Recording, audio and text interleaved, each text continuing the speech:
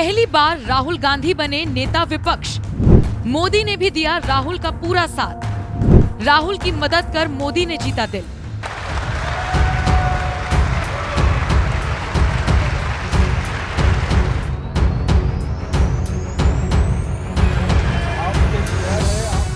देश के प्रधानमंत्री नरेंद्र मोदी और कांग्रेस के दिग्गज नेता राहुल गांधी को अब तक आपने सड़क से लेकर संसद तक लड़ते ही देखा होगा, लेकिन पहली बार विपक्ष के नेता की बड़ी जिम्मेदारी संभालने के बाद राहुल गांधी जब पहली बार संसद पहुंचे तो एक अलग ही नजारा देखने को मिला।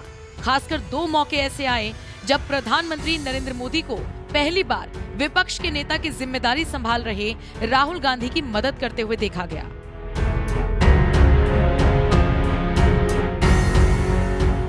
दरअसल लगातार तीसरी बार देश की सत्ता संभालते ही मोदी सरकार के सामने पहली चुनौती थी अपना स्पीकर बनाना। क्योंकि बीजेपी के पास बहुमत नहीं था, इसीलिए कांग्रेस ने के सुरेश को विपक्ष की ओर से स्पीकर पद के लिए उम्मीदवार बना दिया। लेकिन मोदी सरकार ने इतनी जबरदस्त तरीके से फ्लोर मैनेजमेंट किया कि चुनाव की नौबत ही नहीं आई। ध्वनि मत से ओम बिरला को स्पीकर चुन लिया गया और अब मौका था ओम बिरला को स्पीकर की कुर्सी तक पहुंचाने का। इस परंपरा को प्रधानमंत्री और नेता विपक्ष एक साथ निभाते हैं। इसीलिए सबसे पहले पीएम नरेंद्र मोदी अपनी सीट से उठकर ओम बिरला की सीट के पास गए, तो वहीं कुछ ही देर बाद नेता विपक्ष राहुल गांधी भी पहुंचे, जिन्हें देखते ही खुद पीएम मोदी ने इशारा किया कि आप भी स्पीकर ओम बिरला का अभिवादन करें। पीएम मोदी से इशारा मिलते ही राहुल गांधी आगे बढ़े और सबसे पहले ओम बिरला से हाथ मिलाकर उन्हें स्पीकर चुने जाने पर बधाई दी। तो वहीं कुछ ही देर बाद पीएम मोदी से भी हाथ मिलाया।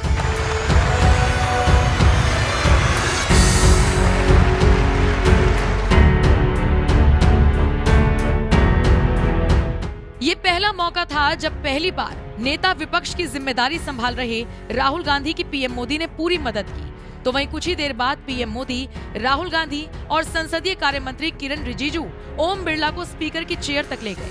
इसी दौरान एक और मौका आया जब पीएम मोदी पहली बार नेता विपक्ष बने राहुल गांधी की मदद करते हुए नजर आए। और ये मौका तब आया जब कुर्सी पर बैठने से पहले पीएम मोदी ने स्पीकर ओम बिरला से हाथ मिलाकर बधाई दी। तो वहीं पीछे हाथ बांधकर खड़े राहुल गांधी को भी आगे बढ़कर स्पीकर को बधाई देने का इशारा किया।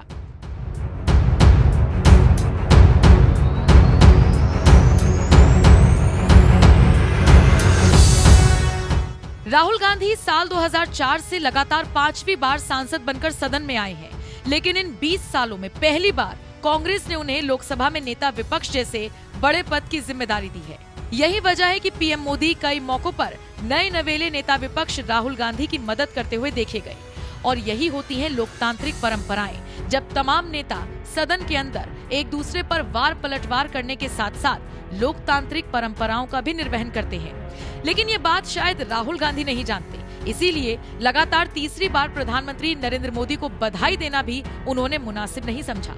जबकि पीएम मोदी चुनाव हारने के बावजूद कांग्रेस शासित राज्यों के मुख्यमंत्रियों को पद संभालने पर बधाई देते रहे हैं। बहरहाल पहली बार नेता विपक्ष की जिम्मेदारी संभालने जा रहे राहुल गांधी की पीएम मोदी ने जिस तरह से मदद की, इस पर आपका क्या कुछ कहना है? अपनी राय हमें कमेंट कर जरूर बताएं। साथ ही ओम बिरला के स्पीकर चुने जाने के बाद देश के प्रधानमंत्री नरेंद्र मोदी ने क्या कुछ कहा, आइए आपको सुनवाते हैं।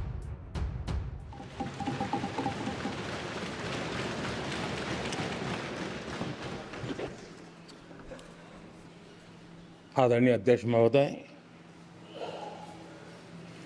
ये सदन का सौभाग्य है कि आप दूसरी बार इस आसन पर विराजमान हो रहे हैं। आपको और इस पूरे सदन को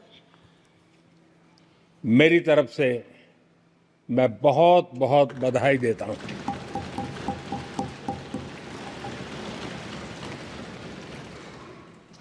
आदरणीय अध्यक्ष जी,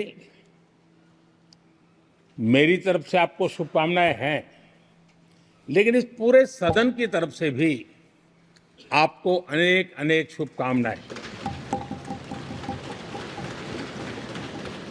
अमृत काल के इस महत्वपूर्ण कालखंड में दूसरी बार इस पद पर विराजमान होना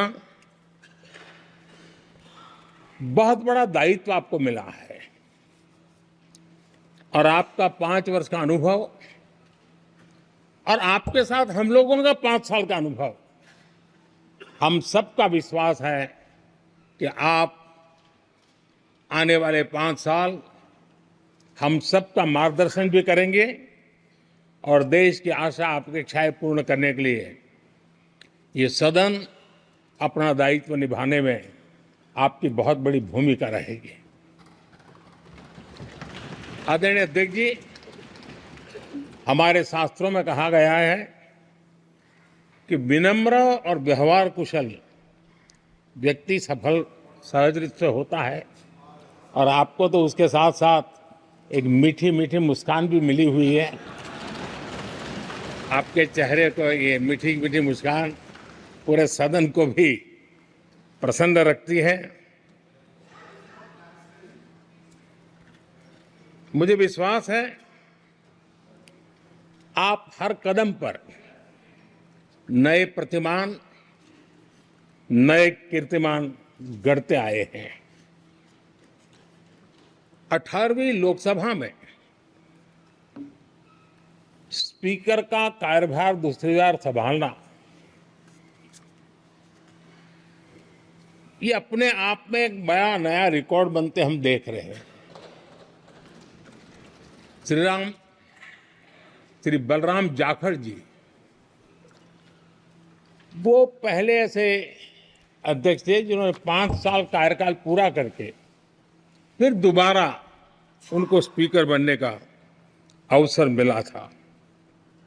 उसके बाद आप हैं जिन्हें 5 साल पूर्ण करने के बाद दोबारा इस पद पर आसीन होने का अवसर मिला। गत 20 साल का एक ऐसा कालखंड रहा है कि ज्यादातर स्पीकर या तो उसके बाद चुनाव नहीं लड़े हैं या तो जीत करके नहीं आए हैं।